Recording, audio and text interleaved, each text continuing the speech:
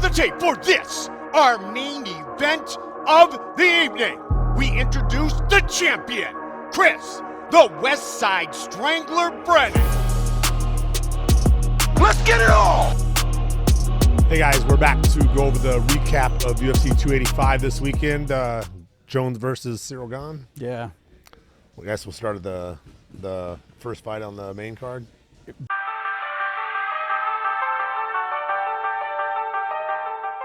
Bo Nickel and Jamie Pickett. How'd my picks go?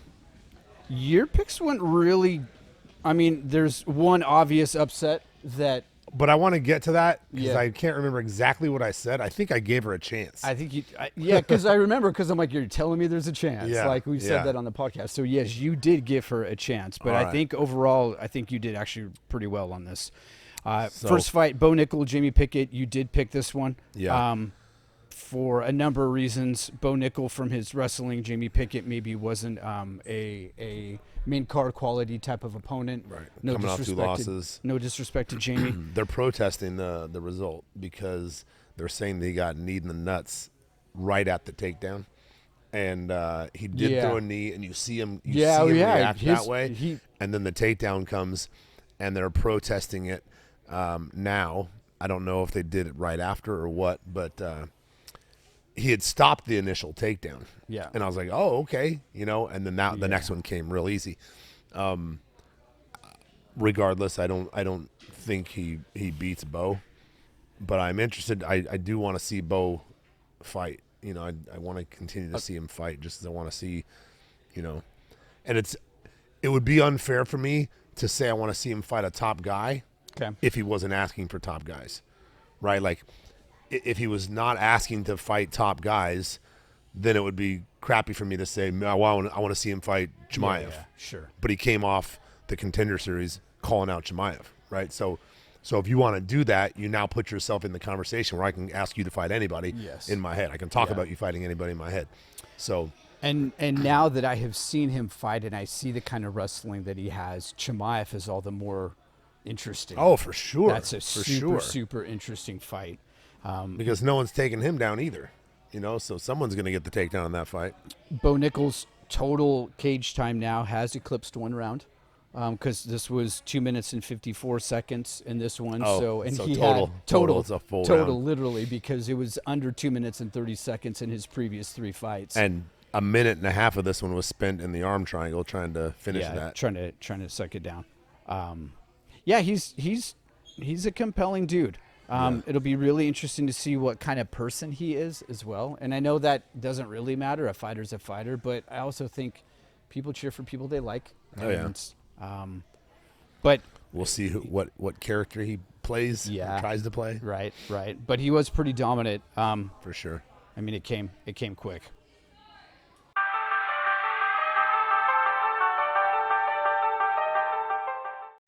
MATEUSZ Gamrot, Jalen Turner, second fight on there. This was the only fight that didn't end in a finish on the main card. Right. And this was a split decision that went to Gamrot. I guess you're here. You saw that maybe there's some. Yeah. People thought that it should have gone to Jalen Turner. Yeah. I thought he was winning early as I was watching. I thought he was winning early. And then I thought MATEUSZ Gamrot started finding the takedown. He started finding the range to get in. And at that point, I started kind of thinking it was him taking over. I know that it was a strange fight, right? Like it was.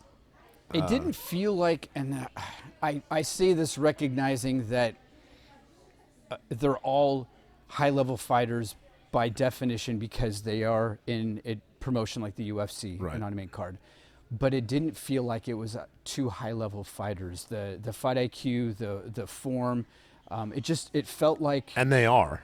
They're good both, fighters. they're both very good. But it didn't feel like a high-level fight when I was watching it. Yeah. Is that? Yeah, it makes sense. It was weird. It was back and forth, and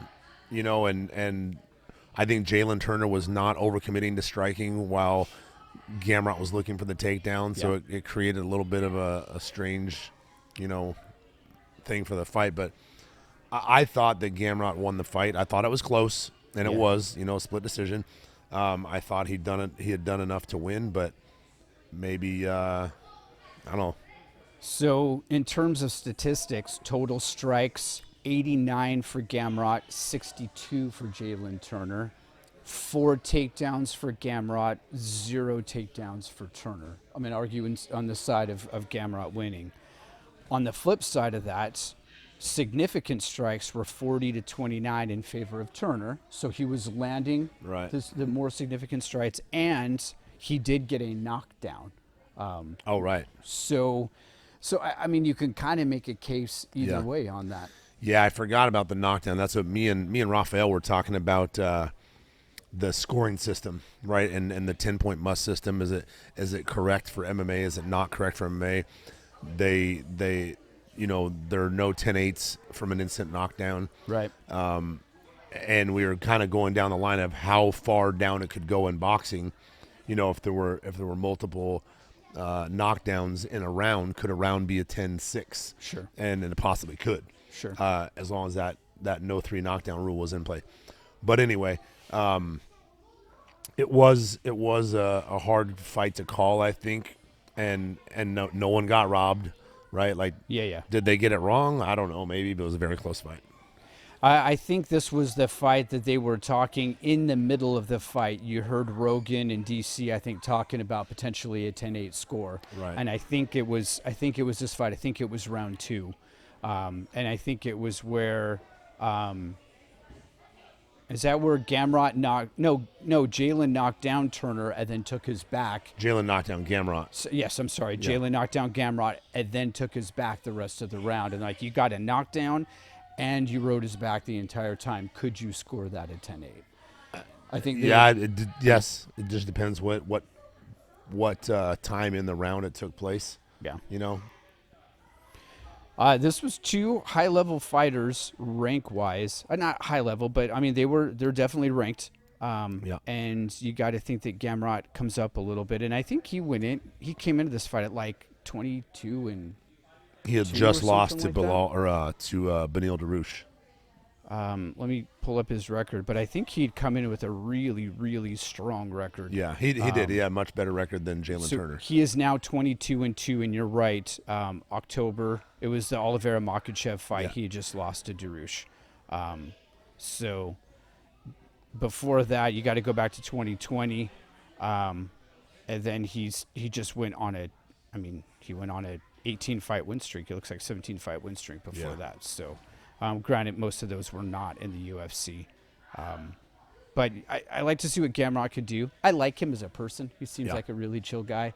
Seems like a really humble, happy-go-lucky kind of dude. And it's weird to see the juxtaposition of somebody with that kind of demeanor in that type of profession. Right. Those are there's a disconnect there, but sure. I think it's cool.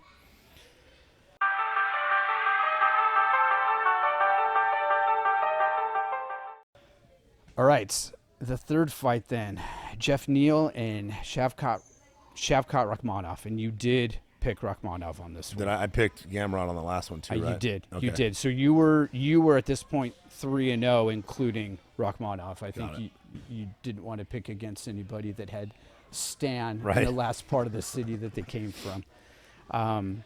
Jeff Neal, was he the one that was doing the footwork? Yes, at some point. He's the one that comes out of Fortis, and I've said it before, the guys that fight there, and I don't mean the Brandon Morinos that end up there, I mean the guys that have trained out of that place get to a certain level, and they start spinning their wheels. Jeff Neal was the best one. He was the best one to come out of there, and he's gotten to that level, where he's going to run into guys now that he's not going to be able to get by. He's very good. He's a very good fighter, tough guy, and I don't know now that he lost to him. I'm not sure where he goes. We'll see if he falls off. But was he ranked? Yeah, I was just trying to. So he was ranked 7. and Rachmanov was tied for 9th with Vicente Luque. Right. So So obviously, it'll probably bump Neal down maybe 1. Might only put him to 8 or 9. yeah. And it'll And put then- Rachmanov up there, where Jeff was. So when you look at what's ahead for Rachmanov, let's say he goes above Jeff Neal and he's at number 7. Number 6 is Wonderboy. 5 is Gilbert Burns. 4 is Bilal Muhammad. 3 is Hamzat. 2 is Colby Covington. Usman Edwards. That's a Killers. rough road. Oh, man. That's a rough road up there. Who do you sit there and pick, right? Right? I mean, I guess you make an argument for Wonderboy because he probably has had. But did you see his last fight? Like he looked yeah. so good in his last fight. He Absolutely. was so fast still And- at 40 years old. Gilbert Burns is about ready to fight. I think I heard him and Masvidal are going to go at it in a couple UFCs, which should be That's exciting. That'll be a really fun fight. Yeah, both out of Florida. Yeah, I mean, I don't know where you go from there. I don't know who you pick out of that list and say, yeah, that's the guy that I want. Right. Yeah, I don't know. That's one of the toughest divisions, period. Do you think there's a clear line? So right now you've got Stephen Thompson at 6, and then Jeff Neal, Sean Brady, Luque, Rachmanov before this, Masvidal, Neil Magny. Do you think there's a line at Wonderboy where that's where that real echelon? Because some divisions you can see a clear delineation between the elites. That's kind of one of them. All the guys you just mentioned are not the same as the guys we mentioned right before that. Okay. When you went 7 forward to 1. Yes. You know, So Wonderboy, Burns, Muhammad, Chimaev, Covington, Usman, Edwards, they're in a class. And then you've got Jeff Neal, Brady, Luque, Masvidal. Do you still put Masvidal maybe outside of that? I know he's exciting, but yeah, but he's not beating those guys. yeah, that's right. Yeah. He beat, who were his 2 big wins? Robbie Lawler and Ben Askren. Yeah, right? but Ben Askren, we don't know anything. Right, and the way he beat him, it was that quick, and he retired, right? And he had not fought really anybody. I'm sorry, Ben Askren's the one that beat Robbie Lawler. Masvidal had beat, who did he beat right before he fought? Because he's on a couple fight losing streak to Usman and to Covington. Yeah, I'm gonna see. I forget who he beat aside from Askren. Somebody good. He had a good little run right there. Let me see if I can pull it up real quick. I don't remember. So let me see if. But I don't feel like outside of him being a big name and exciting, it doesn't feel like he's really done well against. No, he hasn't. And there's a reason he's a big name. The way he fights, is the reason he's a big name. He was kind of a good name before he even got, going in the UFC. Oh, he beat Nate. He beat Nate Diaz. Okay. Yeah, and wow, Nate, I didn't realize Nate fought in that weight class. Yeah, because he fought. Yeah, okay, because Who's the champ? Leon Edwards as well. Didn't Nate also fight at 55? Yeah. He originally was at 55, Okay, but he's okay. been at 70 for a bit now. Gotcha. Okay. Well, it'll be interesting to see what Rachmanov does next. Stud looked good. Oh yeah. I think he started out a little. Jeff Neal, his footwork looked good. He looked really fresh. He looked invigorated. Coming out in the first round, you're like, holy crap. He should have. He missed weight by like 4 pounds. Well, yeah, I guess. There's that. But less of a cut. But yeah, he looked great, and then I just feel like he got outpaced, and it didn't, third round submission. So.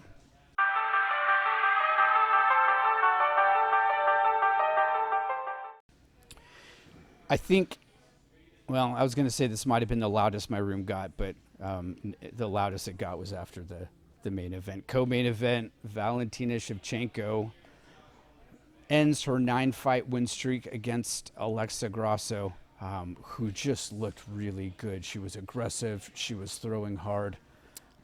I believe, if we go back, I said she had a chance. I thought she had a chance because she has very crisp boxing, straight punches. She's got solid grappling, solid ground.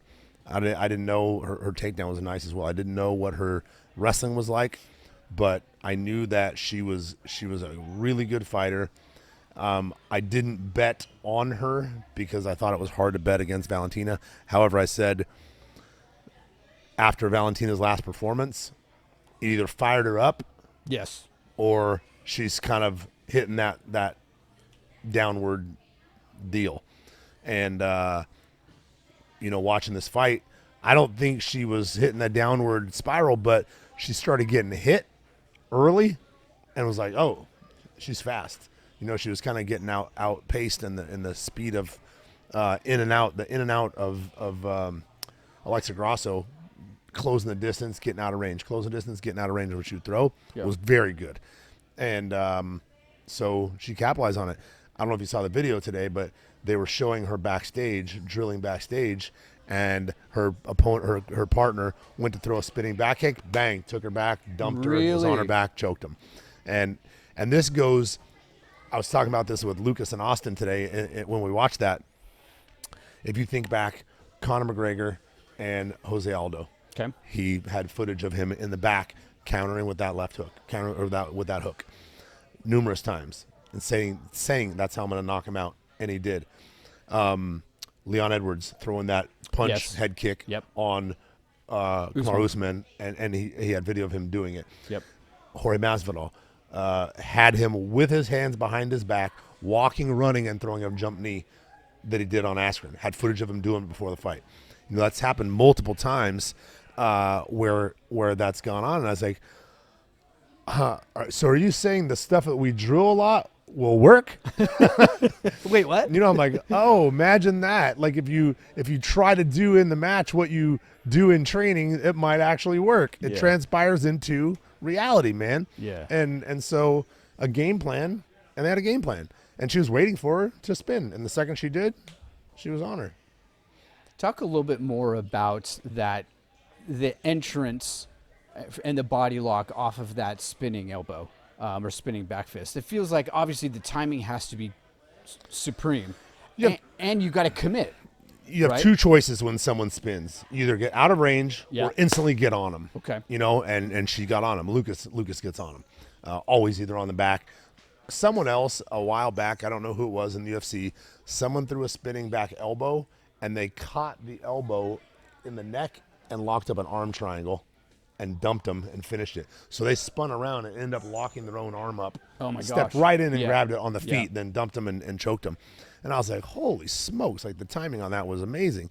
But you either have to close the distance where you'll catch the back of the tricep or something on your head, as you close, or your head lower in the back and catch them, or get out of range. Staying in there, you're going to get hit. And she closed.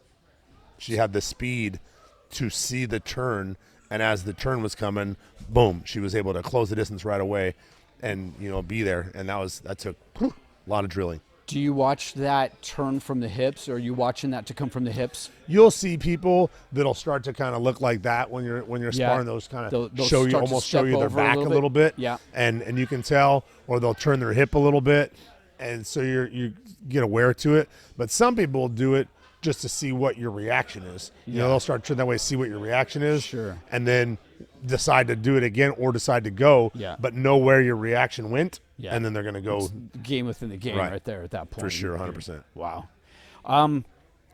So new champ. Valentina was super gracious. I thought she showed a lot of class. Congratulations. She also was like, I'm coming back for my belt. I definitely want a rematch. Yep.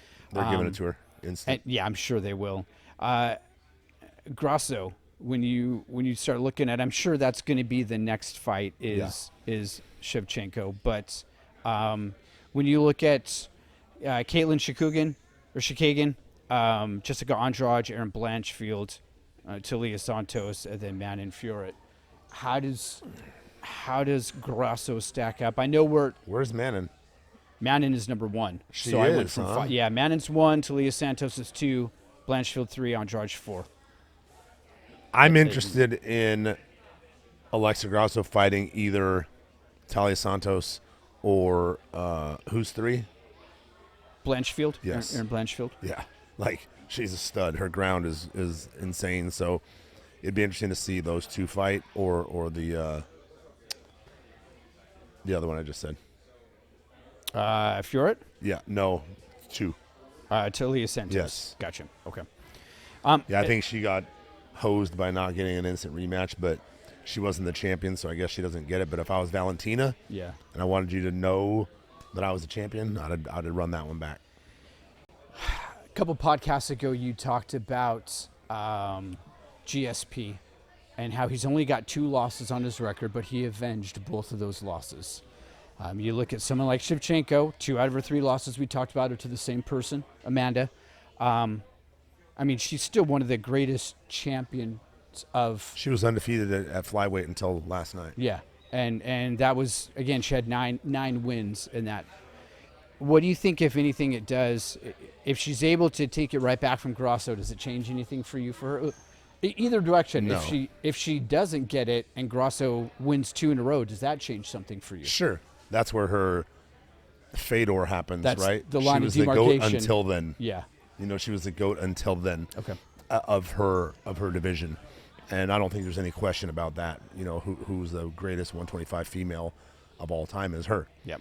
And in order for Alexa Grasso or whoever to become that, isn't just beating her. Yeah. It's beating her and then going on that type of run. Sure. Beating the people that she beat. Yep. You know, and that's, you know, that's difficult, and that's, I don't know that happens.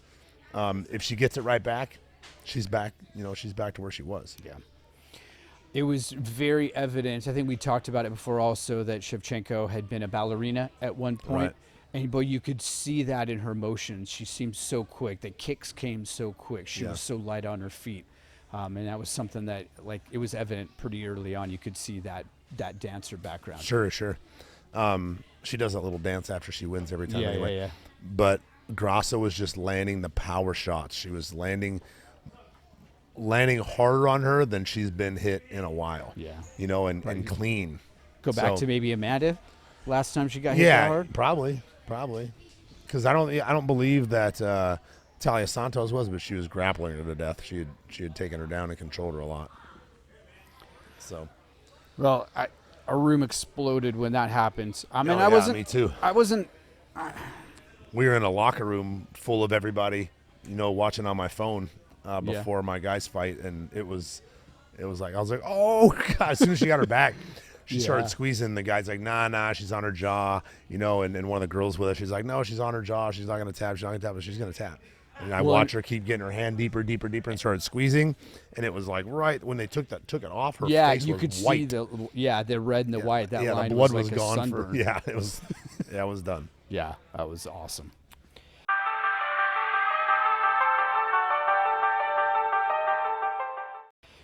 Well, this final fight did not go. I mean, I'll be honest, it didn't go the way that I was hoping it was going to go. John Jones and Cyril Gane. It only lasted a couple minutes, and John came in quick, overwhelmed him. They're calling it a win by guillotine. And it seemed to me it was almost, and I don't know what, it almost was like that forearm was just up against his Adam's apple, just crushing. He had his head wrapped. So, yeah, okay. He had one around his back, and then it was almost like he had like basically a rear naked choke on the front. on the front. Yeah. The question I keep asking is, did we learn anything on this fight?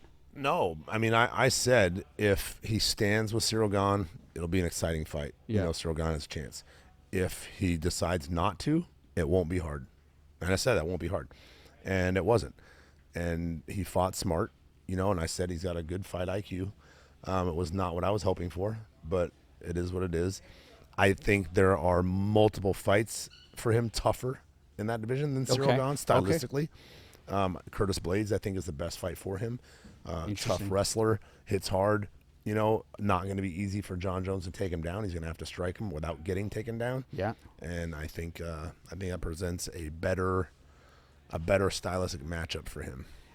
He already called out Stipe. Sounds like that fight may be inevitable. I don't know that I see Stipe. Maybe Stipe 5 years ago, but do you think today's Stipe? I mean, when did he fight last? It's been a while. Probably close to the same as John Jones. It's been a couple years. He lost. I mean, when he lost to Ngannou, right? Yeah. So it's been a while. It's been a couple years. Yeah. And so, I think he can wrestle. He can strike. You know, a little bit. I I don't know that he beats John, but I think it's a better fight. I don't think it's a 2-minute fight. Okay. Because I wondered about how. I mean, think about this, and not to hate on John Jones. I don't know if you saw the comments on our YouTube of the last one, but dude kept going after me for talking about his decisions, and they're like, no, he's finished multiple guys in the last 10 years. I was like, no, one was Gustafsson. Yeah. And then he had a DQ, which he did finish against DC. Yep. But he DQ'd for being on steroids. Right. So in 10 years, and then it goes was back 10 years. Then it goes back to jail. 2013. Yeah. 10 years. And the guy's like, oh, well, that was in April. I was like, oh, so it wasn't fully 10 years. I was like, oh, so it was 9 years and 11 months, bro? Like, come on. I get that you're a fan, but you're just like, he hasn't finished anyone besides one guy in 10 years. Yeah. So he moves up to heavyweight division, which is weaker. You know, the heavier you get from 185 up, it gets talent-wise and athleticism-wise, it gets weaker. John Jones is super athletic. Yep. So that's going to help him a lot.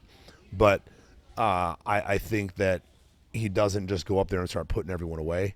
But I don't know. We'll see. Just to go back into Stipe's last fight was against Ngannou, and it was March of 2021. So almost 2 years exactly.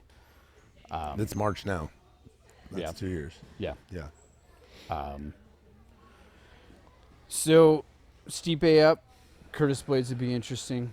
I would like to see that. But I'd like to see Stipe beat him, but I just, I don't know. We'll see.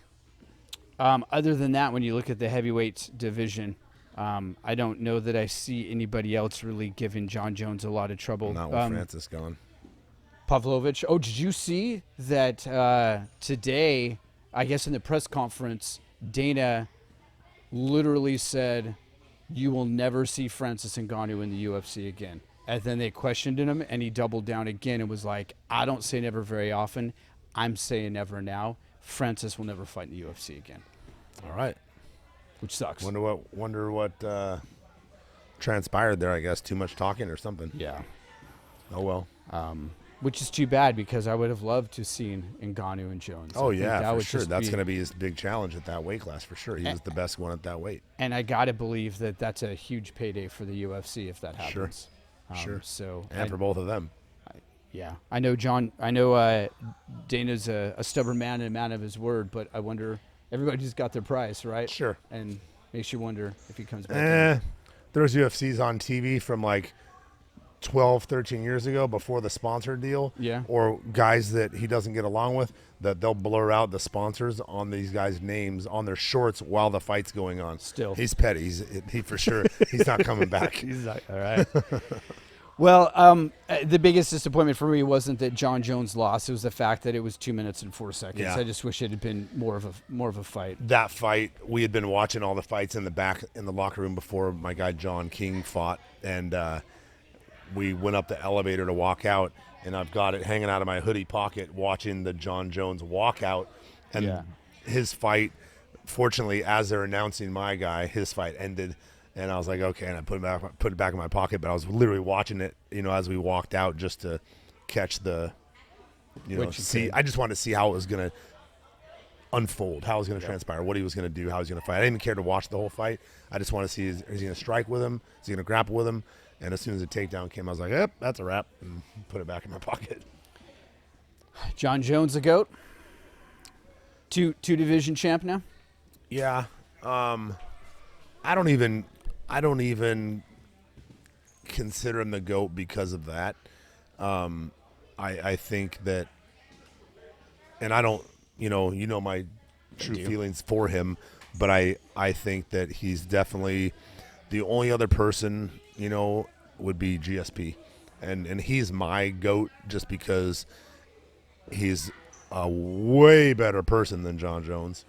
He's been humble throughout his entire career, and he had 2 losses, redeemed them both handily, and went on a long run against very good guys and made them look bad.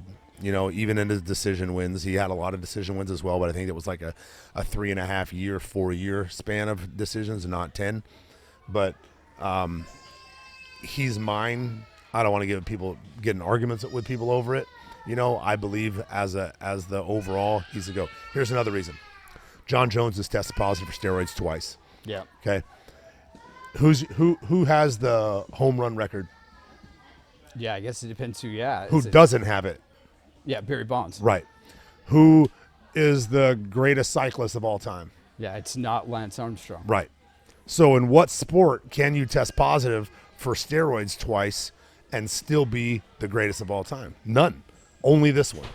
You know, think of any sport where someone has done that. They're no longer that guy. Yeah. You know, but Dana lets John Jones still be that guy. And even He advocates. hid under a cage at Greg Jackson's gym while USADA was looking for him to test him for 10 hours. He didn't come out. So, tell me, in what sport can you test positive for steroids 2 times and still be considered the greatest of all time?